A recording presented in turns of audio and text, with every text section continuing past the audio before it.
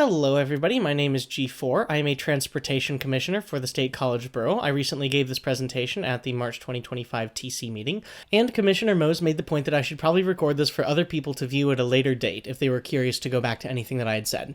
So this is a data analysis that I did about college town bicycling infrastructure and where State College stacks up.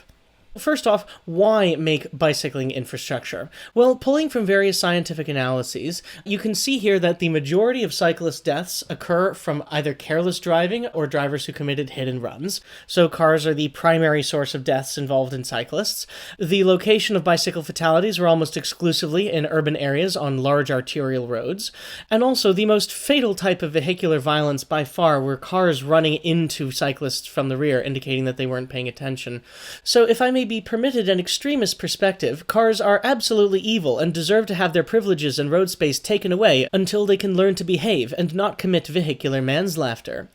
Pulling from actual scientific studies, I want to point out some of the general conclusions, and again, knowing that this is not necessarily my home field, I am a microbiologist, so I am pulling mostly from the publicly available summary sections, but only bicycle boulevards and cycle tracks have been shown to cause a significant decrease in automobile crashes and fatalities. Colored thermoplastic pavement and flexi-post buffers have been shown to considerably improve higher safety perception. And then also, bike lanes were found to increase not only bicycling trips, but also walking and public transit trips as well, in part because they make the rest of the lived street experience less hostile and more enjoyable to all non-automobile mode share users.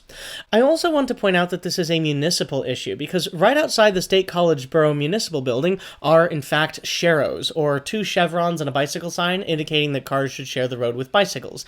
However, as we see from the scientific data here, holding all else equal, compared to no bicycle route, a bicycle injury nearby sharrows is almost twice as likely to be severe, whereas painted bicycle lanes are about 1.5 times as likely to result in an injury. And so this has led to the perspective, most notably championed by the famous urban planner Jeff Speck, that you should not use sharrows as cycling facilities, and should instead create higher order infrastructure for bicycles. I also want to point out here that cycleways do in fact benefit the economy and tourism. Studies indicate that creating or improving active travel facilities generally has a positive, or at the very least non-significant impact on retail or food service businesses within a short distance of the facilities, not a negative decline. And also, there is a very significant positive correlation of bikeway image with tourism value and revisit intention, indicating that cycling facilities specifically stimulate the economy. And then also, this is less immediately relevant here because we're not exactly the same region as Transdanubia, but there is a point to be made that local cycling facilities are important because they do integrate well with long-distance trails.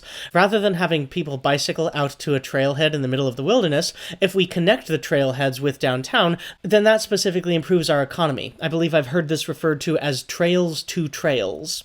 Anyway, probably the best and most comprehensive data came from the National Institute of Transportation and Communities, which a little over a decade ago analyzed the first green cycle tracks that had been installed in the United States.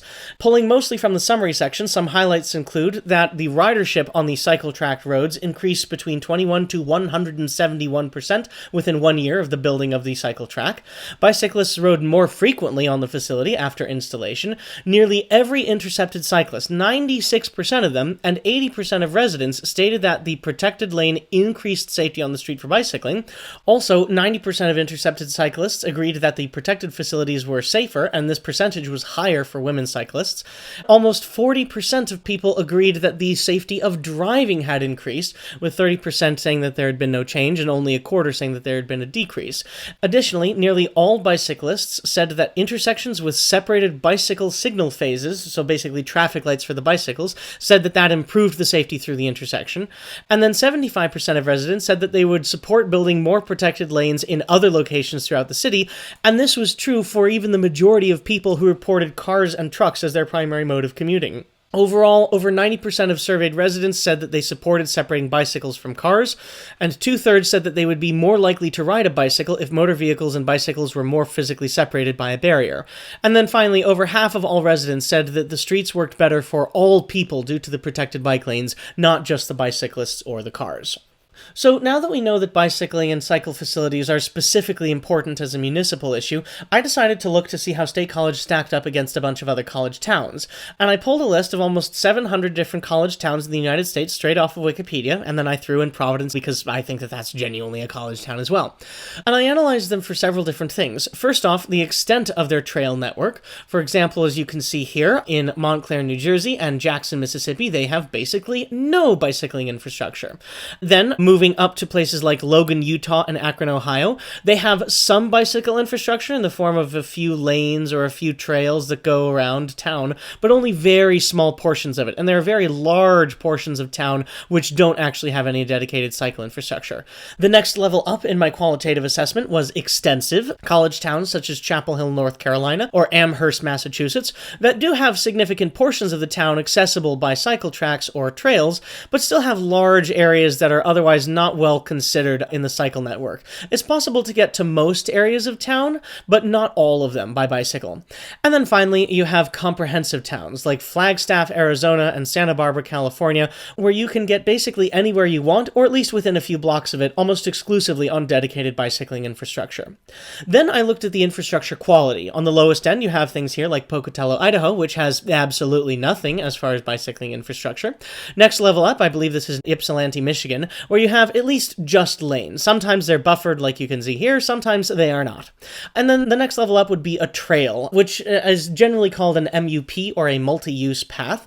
And this is good for bicycling, but it also mixes bicyclists with pedestrians and even sometimes horses, and so it can sometimes be a little bit congested. It's very nice to have, but it is not the top level cycle infrastructure. And I believe you can see this here, how you have connecting to downtown, specifically a cycle trail in Fargo, North Dakota. The next level up in cycle infrastructure is a bicycle boulevard, and these are generally low traffic streets that are still mixed between bicycles and cars, but they've been specifically prioritized with bicycles. First off, they have much larger indications to the automobiles that they are guests in this space and not owners, and then they also usually have robust signaling indicating to the bicyclists where the designated route is and how it connects with other pieces of cycle infrastructure. And then they also usually have a bunch of modal filters, making it difficult for automobiles to use the road as a through route. For example, in Seattle, in their Healthy Streets program, the road narrows to 1 lane wide at every single intersection, allowing local service but discouraging high-speed travel. There are also physical concrete barriers in curbs like you can see here. This is something like what we have on Foster Avenue here in State College. And then also more robust infrastructure like you can see this right here. This is something like what I would want for North Allen Street in State College. But my favorite example of a bicycle boulevard is basically what you have all over Europe. This is where you take a 2-lane road and you reduce it to a 1-lane road, making extra wide cycle lanes on either side, and indicating to the cars that they should proceed slowly, and that if there is a car proceeding the opposite way, they need to safely merge into the cycle lane and slowly pass the other vehicle. This all generally indicates to cars that, again, they are guests on the space and they must look out for other types of road users. But the top level of cycle infrastructure is the cycle track. These are usually separated bicycle highways made out of the road, and they're most often separated from cars by curbs. Also, another notable thing, like you can see in this college town of Lincoln, Nebraska, whenever there is a potential conflict between cars and cyclists, the conflict point is protected with green thermoplastic paint, making a very bright visibility indicator to cars that they should be aware that that is not a typical road space. Also, cycle tracks are usually physically separated from cars, most often with curbs, but increasingly commonly with planters, to provide a little bit of aesthetic street architecture. Cycle tracks can take many forms. Sometimes on very low traffic roads, they can be dedicatedly painted highways, like you can see here. This is not too unlike what you see in a lot of major New York City parks like Central and Prospect Park, taking an old-fashioned automobile road and then just splitting it up into different forms of multimodal infrastructure. They also sometimes have flexi posts protecting the bicyclists from cars, which is not ideal because I would call those car ticklers in between you and vehicular homicide. But you can also much more significantly separate the cycle track from cars by bringing them up onto the sidewalk level, integrating the sidewalk curb into the protection for the cyclists, like you can see here in these 3 images. Cycle tracks also usually come with many amenities, like I mentioned before. You can see planters here. Sometimes they can be just very temporary, or they can be much larger and more permanent planters, like you can see here in Seattle. I've actually bicycled along the cycle track track, and it's very convenient and comfortable. They have footrests on the side here for tall bicycles if you are a short rider, and then they also have handholds here, such as, for example, if you decide to ride with clip-on pedals, this means that you don't have to unclip your feet in order to wait at the intersection. They also usually have their own dedicated signal phases with bicyclist-specific stoplights that are integrated into the cycle timing. And then also usually wherever there's a conflict between the cycle track and a public transit stop, you usually have bus bulges like you can see here with their own dedicated crosswalks, indicating to both cyclists and pedestrians that that is a place to be careful of. Intersections don't have to be completely awful. At the high end, you have things like these dedicated Dutch-style intersections. Like this is a pretty famous one. I think the first one in the United States to be built just recently in Seattle. But then also, probably the simpler answer is to have a left turn box, which is just a small green extension of the cycle lane in front of the automobiles, which actually allows several different ways of going about the intersection, as you can see here, following the arrows, allowing you to take a delayed two-step approach to crossing the intersection without needing to merge into the middle of cars as you do it. Alright, now that you have that background as to what cycle infrastructure is like, you might be wondering what State College looks like on those scales. Well, for one, I would say that we do have an extensive but not a comprehensive cycle infrastructure. For example, here there are large gaps of the town that are not actually accessed by any cycle infrastructure, and then also within State College itself, we really only have at best lanes and at worst nothing else, whereas all of the dedicated multi-use paths are almost entirely outside the confines of the State College Borough. As to the quality of the infrastructure, we do have a lot of roads that have absolutely nothing on it, and I will remind you that in Pennsylvania it is technically illegal for bicyclists to ride on the sidewalk, even though I myself specifically and intentionally disregard that all the time because when given no alternatives, I don't want to take my life in my own hands just to bicycle to work. We also do have some lanes, but they actually specifically end before you even get to downtown, such as on Garner Street. We do technically have some bicycle boulevards, such as Foster Ave, but they are, again, sharrows, not actually dedicated infrastructural treatments. We do have some multi-use paths, but again, those are mostly outside of the State College Borough, and we do not have a cycle track at all.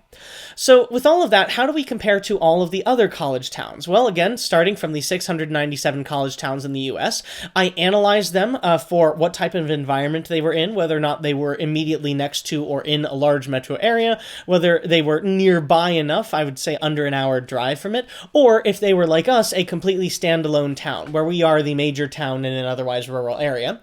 And then I also noted the research output of the universities, whether or not they were R1, which is the highest level of research output, R2s, which are kind of mostly educational universities, but they do some research, for example, West Virginia University, doctoral or professional granting universities, which are ones that usually only have a few master's degrees, or then non-doctoral colleges. And so I prioritized college towns that were not in the metro area at all, and then also ones that were either R1s or R2s, but we'll get to that a little bit more later.